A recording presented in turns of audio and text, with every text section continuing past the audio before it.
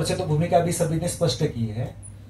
Actually समय कम है इसलिए इन्होंने संक्षिप्त में भूमिका रखी है। अभी अंधश्रद्धा निर्मूलन समिति का इनके पास जो डॉक्यूमेंट है आपके सामने, क्या है अंधश्रद्धा निर्मूलन समिति? जिन्होंने कानून बनाने के लिए प्रयास किया था अंधश्रद्धा का, वारकरी की वारी जो है वो अंधश्रद्धा है, सत्यनारायण की पूजा है, इसके बारे में बहुत बात की थी, हम सब जानते हैं यहाँ पे। लेकिन उसका असली स्वरूप क्या है ये देखिए। अभी एक महापूर्व पूना में भी और रायगढ़ में भी उनका एक कार्यकर्ता पकड़ा गया। पूना में जिसका नाम सुनील जगताप था और रायगढ़ में जिसका नाम प्रशांत कांबळे था।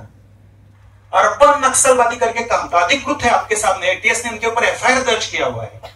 क्या है अंधश्रद्धा निर्मूलन समिति का असली रूप? देखिए कितने तुम्हें, आपको मैं यहाँ पे रेफरेंस दे सकता हूं, यहाँ पे वो दिखाई, यहाँ पे ये न्यूज आई हुई, यहाँ पे केवल न्यूज नहीं, डॉक्यूमेंट्स है सभी। ये प्रशांत कांबळे करके वैज्ञानिक जानिवा प्रकल्प जो है हर स्कूल में लिया जाता है अंधश्रद्धा निर्मूलन समिति की ओर से। दिखाने का मुखौटा अलग है, चेहरा अलग है, लेकिन काम अलग है। और ये यहाँ पे आके श्रद्धा अंधश्रद्धा क्या सिखाएंगे? इनके नक्सलाइट से संबंध है क्या? ढूंढना चाहिए। यहाँ पे अर्बन नक्सलाइट करके काम कर रहे हैं कि ढूंढना चाहिए। और आंदोलन के संगठन के सामने हमने बहुत बार किया है। यह महत्वपूर्ण भाग है। यहाँ कितना गंभीर है। कबीर कला मंच है, अंधश्रद्धा निर्मूलन समिति है, जो कुछ लोग वारी में आते हैं, जैसे महाराज जी ने, नरहरि महाराज जी ने, भंडारा कराड़कर, इन्होंने बताया यहाँ पे। दिखाने का काम अलग है लेकिन एजेंडा अलग रहता है। यहाँ पे ऐसे लोगों की आवश्यकता क्या है? और यहाँ पे आके अलग अलग रेफरेंस देते हैं, अलग यहाँ पे बताते हैं सभी, और उनका एजेंडा चलाते हैं। वहां पे उनकी आवश्यकता नहीं। यहाँ पे व्यापक रूप से पूरी भूमिका नरहरि महाराज ने रखी हुई है। सबके लिए संप्रदाय है, सबके लिए वारी, लेकिन आपका एजेंडे चलाने के लिए आएंगे तो इसके लिए जरूर रोकेंगे यहाँ पे। और बहुत सारे यहाँ पे रेफरेंस है सर। लेकिन एक संगठन उसको डिक्लेयर क्यों नहीं करते फिर आप? एक ने प्रश्न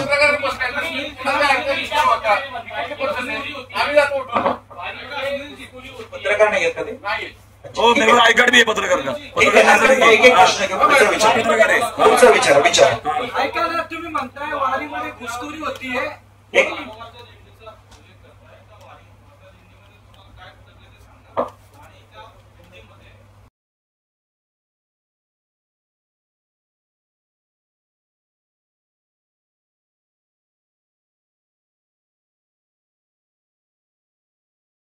नावाखाली अपप्रचार करण्यासाठी, स्वतःचे अजेंडे सिद्ध करण्यासाठी, मग ते नास्तिकवादी असू द्या, पुरोगामी असू द्या, अंधश्रद्धा निर्मूलन समितीवाले असू द्या, या संदर्भात जसं कोकरे महाराजांनी सांगितलं, वारकरी संप्रदाय युवा गट लक्ष ठेवतील।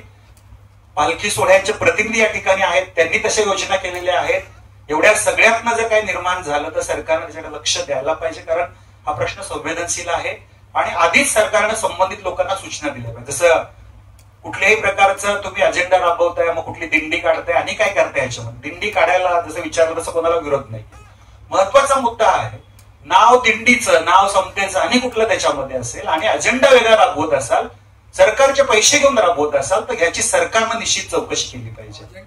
आणि ह्याच्यामध्ये नाही, आता मी हे घेतोय, प्रश्न झाले आता, भूमिका तर मांडली। अजेंडे म्हणजे काय? ह्याच्यामध्ये मागच्या वेळेस बघितलं, अर्धवट श्लोक घ्यायचे, अर्धवट काहीतरी दाखले द्यायचे, मग संभ्रम निर्माण होतो वारकऱ्यामध्ये, मग ते सोशल मीडियातनं व्हायरल होतं। या सगळ्या गोष्टी होत राहतात ना ह्याच्यामध्ये। असं बरं, तुम्हाला तुमचा प्रचार प्रसार करायचा तर वारीच्याच योग्य वेळी, अगदी त्याच ठिकाणी का करता? त्याच्यामध्ये अन्य वेळी करा, तुम्हाला काय करायचं ते, चुकीच्या पद्धतीने कशाला करता? हा मुद्दा। त्यांचं खरं स्वरूप काय मी तुमच्या सर्वांच्या समोर मांडलं। अंधश्रद्धा निर्मूलन समितीचं, कबीर कला मंच असेल, उलट या विषयांना पत्रकारांनी चांगल्या प्रकारे प्रसिद्धी दिलेली आहे। पुण्यातलं प्रकरण, रायगडचं प्रकरण, हे अजेंडे आपण समोर आणले पाहिजे। पंतप्रधानांनी स्वतः सांगितलंय अर्बन नक्षलवाद वाढत चाललाय, त्या संदर्भात काम केलं पाहिजे। माननीय मुख्यमंत्र्यांनी सांगितलंय, स्वतः गडचिरोलीचे पालकमंत्री, नक्षलवाद खोडून काढला पाहिजे, मोडून काढला पाहिजे। मग अशा अर्बन नक्षलवादी विचारांची मंडळी जर वारी दरम्यान कुठे येत असतील, आपला अजेंडा राबवत असतील, सरकारलाही माहिती आहे, पोलिसांनाही माहिती आहे। या संदर्भात कालच आयुक्तांना हिंदुत्वादी संघटनांनी निवेदन पण दिलेलं आहे। त्यामुळे या गोष्टी कुठेतरी गांभीर्याने घेऊन या संदर्भात वारकऱ्यांनी सुद्धा आपला इशारा दिलेला कशा प्रकारे करणार आहेत, हा महत्वाचा मुद्दा। आणि मद्यमांस वगैरे या संदर्भातली भूमिका काय आहे? वारीपुरत्या घोषणा होतात, देहू आळंदीला कुठलं दुकान दिसणार नाही तुम्हाला जाताना। विशेष करून देहूकरांचं कौतुक केलं पाहिजे की देहूच्या मंदिर परिसरात कुठेही असं दुकान नाहीये मद्यमांस यांचं। तोच आदर्श सगळ्या ठिकाणी होऊ शकतो। पण मागच्या वर्षी मी स्वतः उदाहरण सांगतो तुम्हाला, मुक्ताईची पालखी ज्यावेळेस त्या पंढरपुरात आतमध्ये जाते, त्यावेळेस तिथं जी मटण मांसची दुकान, अक्षरशः रुमाल लावून जावं लागतं। वर्षभर त्या ठिकाणी तिथलं पाणी, ते मटण मिश्रित पाणी, हे सगळं रक्त मिश्रित पाणी चंद्रभागेला सोडलं जातं, वारंवार निवेदनं दिलेली आहेत. मग या संदर्भात जर तुम्ही फक्त तात्पुरती घोषणा करणार असाल तर ते अपेक्षित नाहीये, कायमस्वरूपी हे झालं पाहिजे ही मागणी आहे. आणि शेवटचा मुद्दा की ज्याप्रमाणे अन्य काही राज्यांमध्ये बालाजी मंदिराच्या परिसरात 10 किलोमीटरच्या अंतरावरती अन्य धर्मियांना प्रचार प्रसार करण्यात असा एक विशेष कायदा आहे, तसा कायदा वैष्णवजनांच्या सगळ्या ठिकाणी झाले पाहिजेत. आळंदी असेल, देहू असेल, पंढरपूर असेल.